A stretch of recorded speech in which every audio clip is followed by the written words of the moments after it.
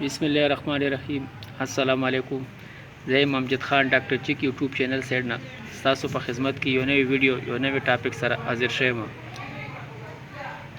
دوستانو امید ساتم چې ټول دوستان په خیر خیریت سره وي. دوستانو نن چې کوم ټاپک ته نو دا ډیر اهم ټاپک دی او ډیر مرګرو په ریکوست باندې دا ټاپک دغه کړی دی. دا ویډیو جوړو موږ دوستانو دا چې تاسو دا کوم چرګ وینئ دا شوق مو کوي چې ورسره او تاسو دې زه بیماری مخمه چې څه بیماری ده او څه علاج کولای بیماری دي دا ټول زه تاسو سره شیر کوم. دوستانو د بیماری د علاج باره کې خو ډېر خلک دا تپوس کوي چیرې چې بعض ټیم زمونږ چرګ چې دا خوراک نه کوي، خوراک کوي ډېر کم کوي. بعض ټیم خلک کوي چیرې خوراک کوي خو هغه ډېر زیات کوي خوراک، خو په چرګ باندې لګي نه، هغه رنګ اثر پې نه کوي. نو دوستانو د ټولو دغه چې دی د دې مین وجه دغه یو بیماری ده چې بیماری سره چې هغه بیماری دا چې د دې په خېټه کې چینجي وشي. د دې چې کم دا معده په دې کې چینجي وشي، چینجو په وجه باندې د بعض ټیم دا خوراک کوي پې لګي نه، بعض ټیم خوراک کم کوي. نو د دې په وجه باندې چې دی که نه دا ګروت هم صحیح نه کېږي او هغه ډېره کمزوري شي. بعض ټیم چې هغه دومره کمزوري شي هغې ته بیا سوکړه ولګي، کم چې هغه وچه شي بالکل هغه بیماري دی ته ولګي. نو د دې په وجه باندې دا چینجي دی کې څنګه کېږي، دا چینجي دی کې داسې کېږي چې موږ ورته ته دغه دانه واچوې او هغه دانه په ځمکه پروزي او دا هغه دانه چې کم د ځمکې نه اوچتوي نو هغې سره چې کم دا خاوره تېره شي د دی نو هغې سره دی په خېټه کې چینجي وشي. بعض ټیم هغه چینجي دومره غټ شي چې هغې په وجه باندې هغه چرګ مړم شي. نو د دې دپاره چې کوم دی بهترین علاج دا دی چې موږ هره میاشت د خپلو چرګانو که هغه واړه دي او که غټ دي هغې ډیورمنګ وکړو. ډیورمنګ چې تاسو کوئ نو ډیورمنګ بهترین دغه دا دی تاسو ته ریزلټ په دا میلاویږي درته چې ستاسو چرګې چې یا چرګه وي یا ورکوټې چرګوټې وي کم یې وي هغه به ګروت ښه کوي.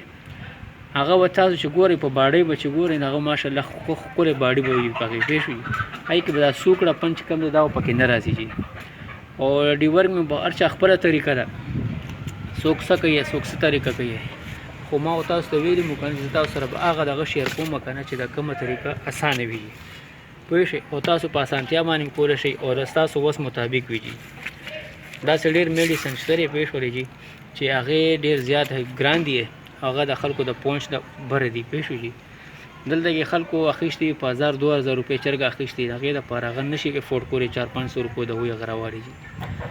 نو زه تاسو سره یو دوی شیر کوم چې ارزانه دوی ده، ښه اسانه دوی ده، ښه په اسانه ارزۍ کې میلاویږي. نو هغه د جي زینټل جي زینټل دوی ده. د دې د که څوک نامه نه پېژنئ نو زه پر سکرین باندې دا تصویر راولم تاسو وګورئ. دا زینټل دوی ده جی، دا دی ګور دا زینټل دوی ده جی. صحیح شو چې البینډازول چې کم دی دی هغه فارموله ده جی او دا وګوره په 100 روپۍ میلاویږي. دا تاسو ته قیمت هر څه مخامخ ښکاري 28 روپۍ ټوټل دغې دی د دې پوه شوئ. دا وګورئ 30 روپۍ ټوټل قیمت 28 روپۍ پوه شوئ جي. دا به وروړئ تاسو او طریقې کار خو دا دی چې کوم زه ورکوم نو اکثره د شپې چې کم ټیم ماښام نه پسې چرګان بندو هغه ټیم نو د دې نه چې کم دی دا اوس غټه چرګه نو دې له 2 سیسي ورکوو یا 1.5 سیسي ورته ورکولی شئ پوه شوئ جي. خو د هغې نه پهله به چې کم دی تاسو دې له ګوړه ورکوئ، ګوړه به ورکوئ او د ګوړه نه 20 منټه پس به چې کم دی بیا دا دوی به تاسو ورته نو چې کله ګوړه ورکوئ نو هغې نه 20 منټ پس به تاسو دا دوی ورکوئ جي. دا کوشش کوئ چې هره میاشت تاسو دا ورکوئ، تاسو ته به ډېر ښه ریزلټ میلاویږي پوه شوئ جي. د چرګانو ګروت به هم ښه کېږي، که چرګوټي وي چرګوټو به هم ګروت ښه کېږي پوه شوئ جي.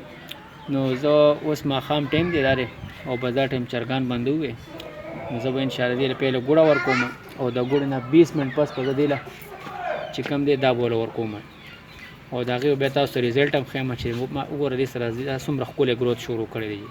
دا وګورئ تاسو ښکاري څومره غټه چرګه ده. د دې ججوره که تاسو وګورئ که نه بالکل دا دی خوراک یې نه دی کړی پوه شوئ جي. نور بالکل سیټ ده، د دې هېڅ دغه مغه نشته، صرف دغه مسلې ده. او چې تاسو کله دوی ورکړئ نو بیا داسې ځای کې چرګه بندوئ چې تاسو سار پته ولګي چې دې نه څومره چینجه غورځېږي. صحیح شو جي. زه امید ساتم چې دا ویډیو هم تاسو خوښه شي او ما چینل په یاد سره سبسکرایب کوئ.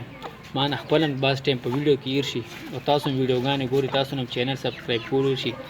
نو تاسو ته ریکویسټ دی چې زما چینل په یاد سره سبسکرایب کوئ چې زما څومره ویډیوګانې وي چې تاسو ته ډایرکټ راځي، چې تاسو ویډیو پسې ګرځېږئ نه. خپلو دعاګانو کې یاد ساتئ. والسلام.